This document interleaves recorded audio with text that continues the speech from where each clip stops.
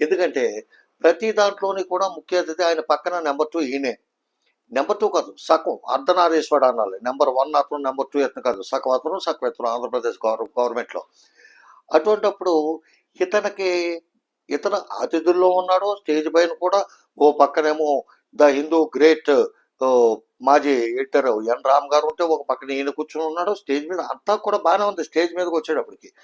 కానీ రియాలిటీలో పేపర్లో వేసేటప్పటికి ఎన్ని రాష్ట్రాల్లో వేసారో నాకు తెలియదు. తెలంగాణలో వేసారు, ఆంధ్రప్రదేశ్లో వేసారు, ఎన్ని పేపర్లో వేసారో, వాటికి ఎంత ఖర్చు పెట్టారో అనేది ఆ సబ్జెక్ట్ వేరే మాట్లాడతాను, దానికి వేరే వీడియో చేస్తాను.